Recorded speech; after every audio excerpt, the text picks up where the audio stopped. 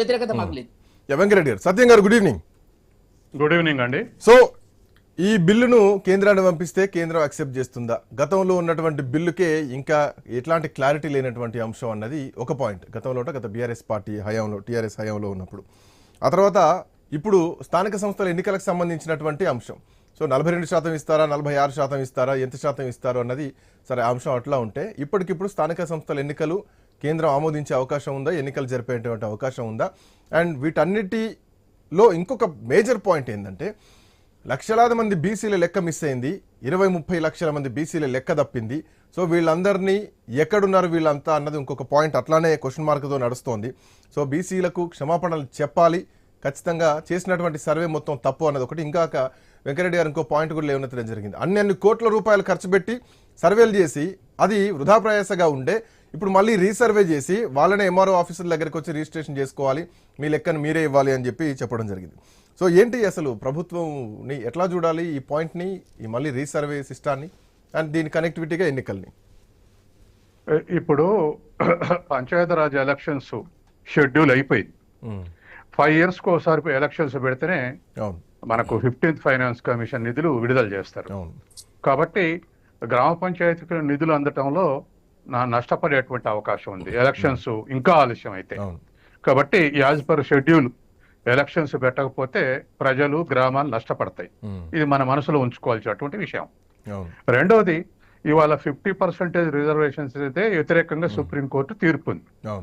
కాబట్టి రాష్ట్ర ప్రభుత్వం తీర్మానం చేసి పంపినా, చట్టం చేసి పంపినా, అది కేంద్ర ప్రభుత్వం పార్లమెంట్లో 9th షెడ్యూల్లో చేరుస్తూ చట్టం చేయాలి. ఇప్పుడు అందుకే అధికారంలో ఉన్నటువంటి కాంగ్రెస్ పార్టీ చట్టం చేస్తుందా లేకపోతే తీర్మానం చేసి పంపుద్దా, ఇది పంపితే సరిపోతుందా పార్లమెంట్లో చట్టం చేయటానికి అనేది మొదటి అంశం. రెండవది, వీళ్ళు చేసి పంపినటువంటి తీర్మానం కానీ చట్టాన్ని కానీ పార్లమెంట్లో పెట్టి పార్లమెంట్లో ఆమోదించేటువంటి అవకాశం బీజేపీకి ఉందా? అవకాశం ఉంటే ఆమోదిస్తే 9th షెడ్యూల్లో చేరిస్తే అప్పుడు సుప్రీంకోర్టు ముందర నిలబడద్ది, లేకపోతే నిలబడదు. ఇవాళ తమిళనాడులో 69% అయినా నిలబడింది, ఎందుకంటే 9th షెడ్యూల్ చేర్చడమే. కాబట్టి ఇవాళ అవి అమలు జరగాలంటే ఏది 42% అయితే 50% దాటుద్ది.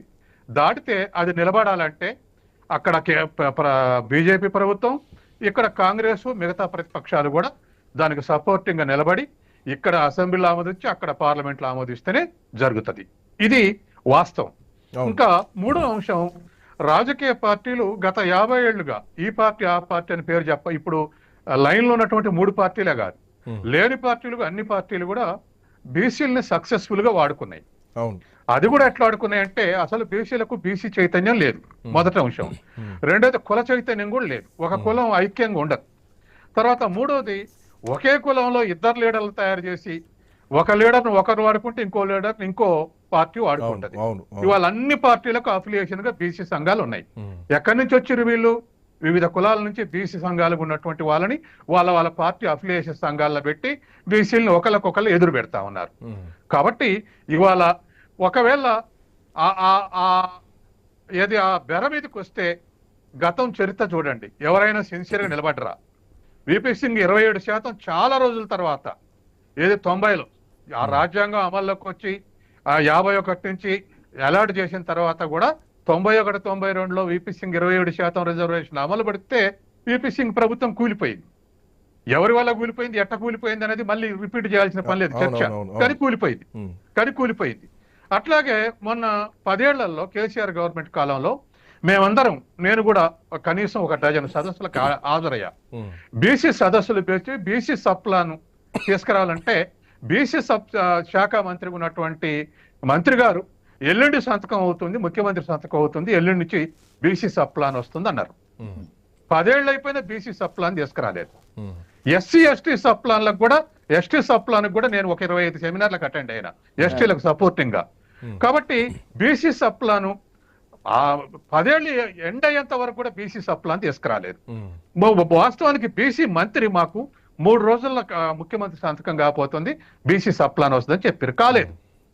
అంటే ఒక లైన్ మీదకి వచ్చి ఇది మెటీరియలైజ్డ్ అవుద్ది, ఇది జరుగుద్ది అన్నప్పుడు జరగకుండా పోతుంది.